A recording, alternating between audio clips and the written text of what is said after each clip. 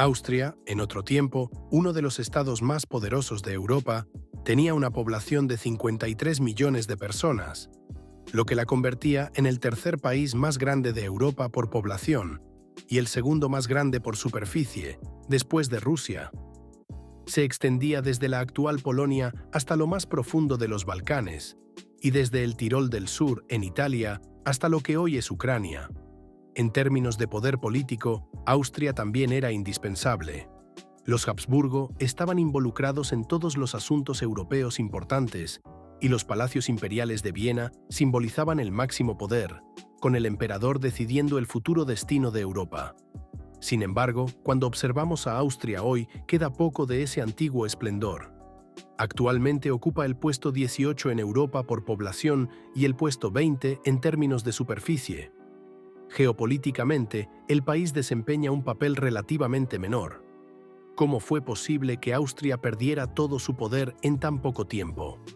¿Por qué tuvo que ceder el 90% de su territorio y cómo manejó esta enorme pérdida? Hoy exploraremos todas estas intrigantes preguntas en nuestro video. Disfruten. El ascenso de Austria estuvo estrechamente vinculado a la familia de los Habsburgo. Originalmente eran una pequeña familia noble de la región del actual cantón suizo de Argovia. Sin embargo, gracias a una política de matrimonios estratégicos y expansión territorial, se convirtieron en una de las dinastías más poderosas de Europa. Para el siglo XVI ya controlaban grandes partes de Europa, incluidas Austria, partes de Hungría, partes del Sacro Imperio Romano y más tarde también España y sus vastos territorios ultramarinos en América. Un elemento clave de su éxito fue sin duda su política matrimonial. Aplicaron una estrategia conocida como casarse en lugar de guerrear, lo que les permitió ampliar su territorio a través de matrimonios dinásticos, siguiendo el famoso dicho «Bella gerant alii, tu felix Austria nube», que otros hagan la guerra, tú, feliz Austria, cásate. Así los matrimonios dentro de la familia eran comunes, lo que dio lugar al rasgo distintivo de la pronunciada mandíbula inferior de los Habsburgo. A partir del siglo XVII y XVIII, Austria se consolidó como una de las principales potencias de Europa. Más y más territorios cayeron bajo el control del emperador, el ejército fue reformado y la administración centralizada. Bajo el mandato de María Teresa y su hijo José II, Austria ganó una gran influencia cultural y política.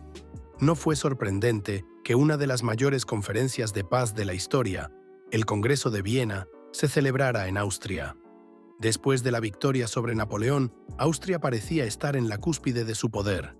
El Sacro Imperio Romano de la nación alemana era historia, y Austria se había convertido en la potencia principal de Europa Central. Bajo el liderazgo del hábil diplomático, el príncipe Metternich, Austria desempeñó un papel central en el concierto de las grandes potencias y en el sistema de la Santa Alianza, que tenía como objetivo preservar el orden monárquico y conservador en Europa. El poder del emperador parecía ilimitado. Sin embargo, solo unas pocas décadas después, comenzó un lento declive que finalmente desembocó en uno de los conflictos más brutales de la historia de la humanidad. Austria no era en absoluto homogénea, aunque todo el estado era gobernado centralmente por el emperador, estaba compuesto por numerosos grupos étnicos con diferentes idiomas y culturas. Austria era el epítome de un estado multiétnico. Sin embargo, estos pueblos se volvieron cada vez más insatisfechos con lo que percibían como el gobierno arrogante de Viena, especialmente en el contexto de los movimientos nacionales a partir de la mitad del siglo XIX. No solo en Alemania o Italia, sino que cada vez más ciudadanos clamaban por un Estado-nación propio, y también había agitación dentro del Imperio Austrohúngaro. Húngaros, serbios, checos, croatas y otros pueblos exigían más derechos y autonomía del emperador. Él, naturalmente, no tenía mucho interés en perder poder, pero se vio obligado a hacer al menos algunas concesiones. Durante las guerras de independencia italianas, Austria sufrió derrotas decisivas contra Francia y el emergente Reino de Italia.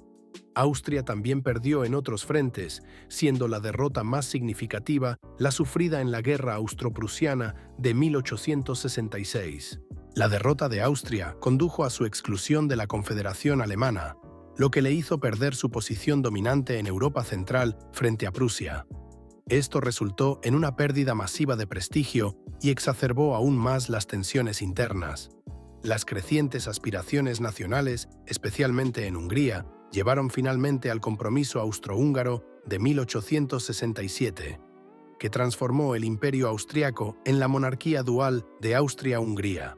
Este compromiso fue un intento de pacificar a uno de los grupos étnicos más grandes del imperio, pero descentralizó el poder y debilitó aún más la autoridad de la corte vienesa. Así surgieron más problemas.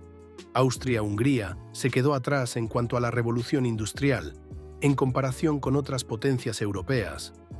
Este atraso económico no solo afectaba la competitividad del imperio, sino también su fortaleza militar. Además de los conflictos étnicos, también surgieron frecuentes conflictos políticos entre fuerzas conservadoras y liberales. El archiduque Francisco Fernando, heredero al trono, era considerado un reformador y tenía numerosas ideas para reestructurar la rígida monarquía. Entre ellas, la creación de los Estados Unidos de la Gran Austria, siguiendo el modelo de los Estados Unidos con el fin de crear un equilibrio entre los diferentes pueblos. Ya he hecho un video sobre este tema, que enlazaré al final. Sin embargo, el trono permanecía firmemente en manos de su tío, Francisco José.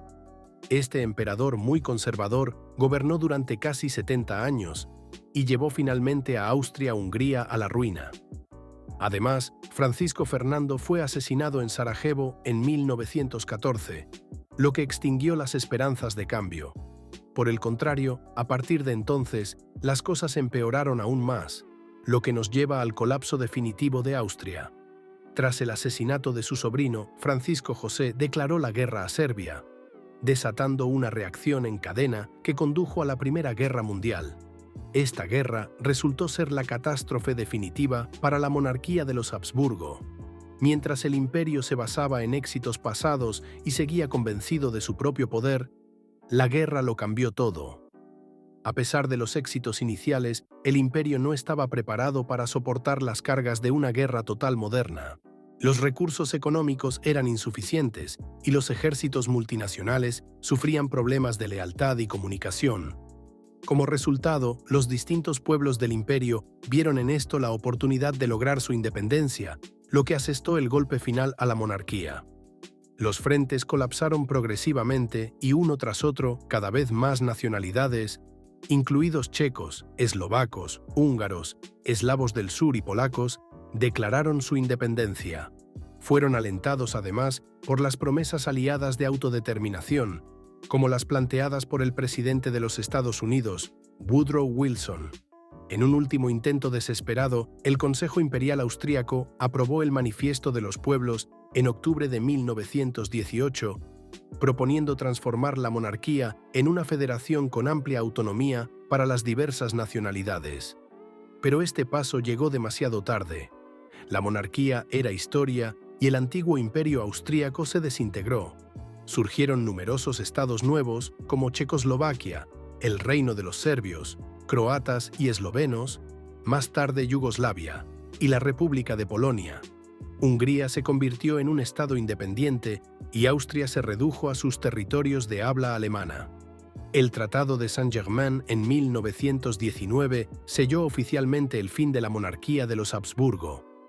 Austria perdió más territorios, como el Tirol del Sur en favor de Italia y la región de Bucovina y partes del Banato en favor de Rumanía. Lo que quedó fue la República de Austria, con un territorio considerablemente reducido y tiempos muy difíciles por delante para el pequeño país. El proceso de reducción territorial también significó una pérdida significativa de recursos, población y poder económico. La pérdida de importancia internacional también fue un factor importante. La nueva Austria tenía poca influencia en la política europea, lo que provocó una crisis de identidad en su población. Muchos ven en esto la razón por la que Hitler pudo anexionar Austria tan fácilmente. Muchos austriacos deseaban volver a formar parte de una gran potencia respetada y, por ello, aplaudieron cuando Alemania anexó a su pequeño vecino. Solo después de otra guerra mundial, Austria aceptó su nuevo papel y declaró su neutralidad permanente. Esto permitió a Austria recuperar un lugar respetado en la política internacional. Numerosas organizaciones, como las Naciones Unidas, la OPEP y la OCDE, abrieron oficinas en Viena, lo que la convirtió en una capital temporal de la diplomacia. Desde su ingreso en la Unión Europea en 1995, Austria ha desempeñado un papel activo en la UE, promoviendo la integración europea y defendiendo el fortalecimiento de la comunidad.